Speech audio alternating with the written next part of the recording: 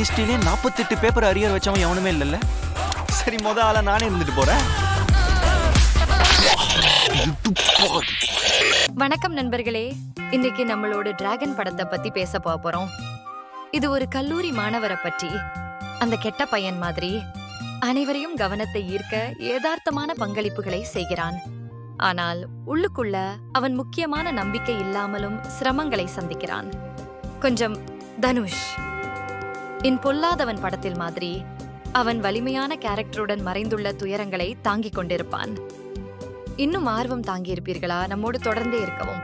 Dragon கல்லூரி வந்துவிட்டு கவனத்தை பெற நகைச்சுவை மற்றும் பந்தயங்களை கொண்டு அவன் கவர்ந்து கொள்கிறான். அவன் பிரபலத்தை கௌரவிக்கிறான். ஆனால் உள்ளே அவன் வெறுமையும் தனிமையுடன் போராடி கொண்டிருக்கிறான். அந்த பிரபலத்தை அனுபவித்த போதும் அது அவனை உண்மையான சந்தோஷத்திற்கு வழி செய்யவில்லை.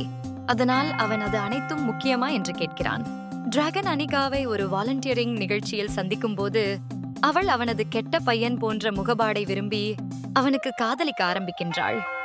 ஆனால் டிராகன் மாறுவதற்கு பதிலாக அவன் தனது கெட்ட பையன் போன்ற படைப்பு மட்டும் அவனுக்கு மதிப்பு தருவதாக நம்புவதாக நினைக்கின்றான். இது நானும் ராடி தான் படத்தின் கதாபாத்திரம் போலவே விஜய் சேதுபதி தன்னுடைய கம்பீரமான ராடி உருவத்தை மீற முடியாமல் ஈர்க்கப்படுகிறார். அவன் நயன்தாராவுடன் காதலில் விழுந்த போதிலும் அவன் தனது கடுமையான ரவுடி புகழை காப்பாற்ற வேண்டும் என்று நம்பிக்கையில் இருக்கின்றான். டிராகன் விரைவில் பணம் சம்பாதிக்க ஒரு கல்லூரி மோசடியால் ஈர்க்கப்படுகிறான்.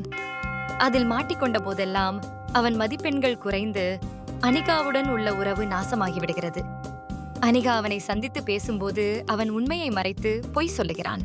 மீட்புக்கான முயற்சி திரைப்படத்தின் கதைகளம் லால் சலாம் படத்தின் கருத்துக்களுடன் ஒத்திருக்கும்.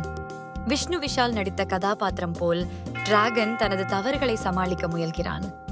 முன்னாள் மோசடிக்காரரான மிஸ்டர் ராவிடம் வழிகாட்டலுக்காக செல்கிறான். இது ரஜினிகாந்தின் மொய்தீன் பாய் கதாபாத்திரத்தைப் போல.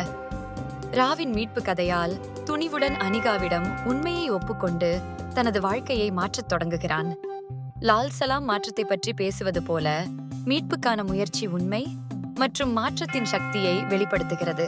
டிராகன் தனது தவறுகளை உணர்ந்து உண்மையான வலிமை எங்கிருந்து வருகிறது என்பதை கற்றுக்கொள்கிறான். கொஞ்சம் மாற்றம், கொஞ்சம் உண்மை. இப்போ அவன் அனிகாவோடு நல்ல வாழ்க்கையை தொடங்குகிறான். டிராகன் ஒரு புதிய மதகஜராஜா ஆகலாம். எங்கு காமெடி வெறும் ஜோக்ஸ் அல்ல, ஆனால் கதாபாத்திரங்களின் சந்தோஷமான வளர்ச்சியின் பயணம். மதகஜராஜா எல் காமெடி சரியாக வேலை செய்தது போல டிராகன் காமெடியையும் சில உணர்ச்சிகளையும் இணைத்து மகிழ்ச்சி தரலாம். சிறிது காமெடி, அதிகமான வளர்ச்சி என்பது மிகச்சிறந்த கலவையாகும்.